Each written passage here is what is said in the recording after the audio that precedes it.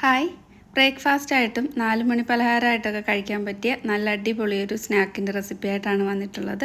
ഉറപ്പായിട്ടും നിങ്ങൾക്ക് ഇഷ്ടമാവും. വീഡിയോ ഇഷ്ടമാവുകയാണെങ്കിൽ ഒന്ന് ലൈക്ക് ചെയ്തിട്ട് കാണണേ. അപ്പോൾ ഞാനിവിടെ ഒരു പാൻ അടുപ്പത്ത് വെച്ചിട്ട് അതിലേക്ക് ഒരു 1/2 കപ്പ് ശർക്കരപ്പാനി ചേർത്ത് കൊടുത്തിട്ടുണ്ട്. അരിച്ചിട്ടാണ് ചേർത്ത് കൊടുത്തിട്ടുള്ളത്. അതിലേക്ക് 1 കപ്പോളം തേങ്ങ ചിരകിയതുകൂടി ചേർത്ത് കൊടുത്തിട്ടുണ്ട്.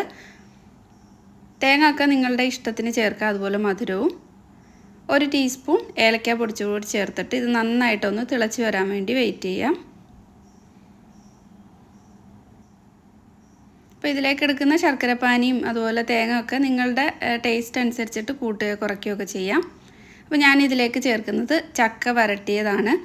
ഇത് നേരത്തെ വരട്ടി ഫ്രിഡ്ജിൽ വെച്ചിട്ടുള്ളതാണ്. നിങ്ങൾക്ക് ഇതിന് പകരമായിട്ട് ഏത്തപ്പഴം നന്നായിട്ട് മിക്സിയിൽ ഒന്ന് അടിച്ചെടുത്തിട്ട് ചേർത്ത് കൊടുത്തിട്ട് ഈ ശർക്കരയിൽ കിടന്നിട്ട് ഒന്ന് നന്നായിട്ടൊന്ന് വിളയിച്ചെടുത്താൽ മതി. ഏത്തപ്പഴം വെച്ചിട്ടും ഇത് ചെയ്യാം. അപ്പോൾ ചക്ക എല്ലായിടത്തും എപ്പോഴും ഉണ്ടാവണമെന്നില്ല. അപ്പോൾ ഏത്തപ്പഴം വെച്ചിട്ടും ഇതേ രീതിയിൽ തന്നെ ചെയ്തെടുക്കാം. അപ്പോൾ നന്നായിട്ട് ഇതിലേക്ക് അങ്ങ് മിക്സ് ചെയ്ത് കൊടുക്കുന്നുണ്ട്. ഈ ചക്ക ഇനി വേവാനൊന്നുമില്ല, നന്നായിട്ട് വരട്ടി വെച്ചിട്ടുള്ള ചക്ക ആയതുകൊണ്ട് മിക്സായി വന്നാൽ മതി. അതിലേക്കൊരു 1/2 കപ്പോളം നല്ല തിളച്ച വെള്ളവും കൂടി ചേർത്ത് കൊടുത്തിട്ടുണ്ട്. ഇത് അത്യാവശ്യം തിക്കായിട്ടിരിക്കുന്നതുകൊണ്ട് ഇതിലേക്ക് ഇനി നമ്മൾ അരിപ്പൊടി ചേർക്കാനുള്ളതാണ്. അതുകൊണ്ട് കുറച്ച് വെള്ളം കൂടി ചേർത്ത് കൊടുത്തിട്ടുണ്ട്.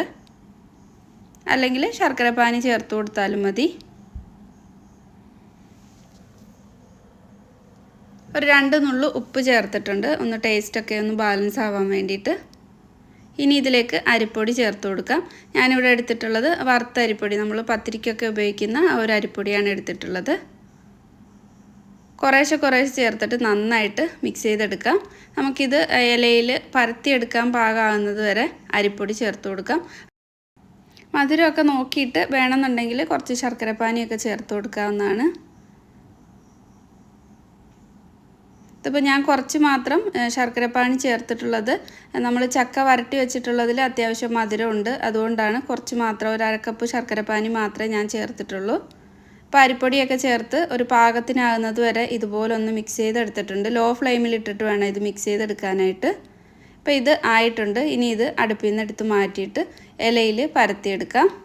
അപ്പോൾ ഞാനിവിടെ ഇല എടുത്തിട്ടുണ്ട്. ഇത് വാട്ടി വെച്ചിട്ടുള്ള ഇലയാണ്.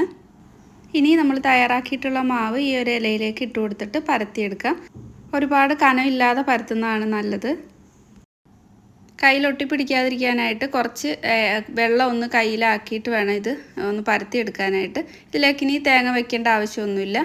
പെട്ടെന്ന് ചെയ്തെടുക്കാവുന്നതാണ്. നിങ്ങൾക്ക് പിന്നെ തേങ്ങ കൂടുതലായിട്ട് കടിക്കാൻ വേണമെന്നുണ്ടെങ്കിൽ പരത്തി കഴിയുമ്പോൾ അതിൻ്റെ ഉള്ളിൽ വേണമെങ്കിൽ വെച്ച് കൊടുക്കാം. അപ്പോൾ ഇതുപോലെ ബാക്കിയുള്ളതെല്ലാം പരത്തിയെടുത്തിട്ടുണ്ട്. ഞാനിവിടെ ഒരു സ്റ്റീമർ അടുപ്പത്ത് വെച്ചിട്ടുണ്ട്. ഇതിനി അടുക്കി വെച്ചിട്ട് ഒരു 15 മിനിറ്റ് കുക്ക് ചെയ്തെടുക്കാം.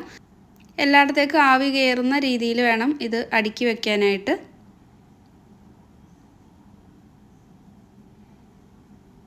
ഫ്ലെയിം ഒരു മീഡിയം ഫ്ലെയിമിലിട്ടിട്ട് കുക്ക് ചെയ്തെടുക്കാം.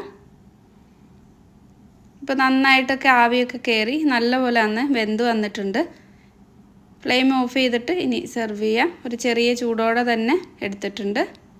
അപ്പോൾ നല്ലൊരു മണവും നല്ല ടേസ്റ്റുമാണ്. നിങ്ങൾക്ക് ഇത് ചക്കയ്ക്ക് പകരമായിട്ട് ഇതിന് ഏത്തപ്പഴം വേണമെങ്കിലും ഉപയോഗിച്ചിട്ട് ചെയ്തെടുക്കാവുന്നതാണ്. അപ്പോൾ ഉറപ്പായിട്ടും ട്രൈ ആക്കി നോക്കുക. വീഡിയോ ഇഷ്ടമായിട്ടുണ്ടെങ്കിൽ ലൈക്ക് ചെയ്യുക, ഷെയർ ചെയ്യുക. സബ്സ്ക്രൈബ് ചെയ്യാത്ത ഫ്രണ്ട്സ് സബ്സ്ക്രൈബ് ചെയ്തിട്ടുകൂടി സപ്പോർട്ട് ചെയ്യണേ. താങ്ക്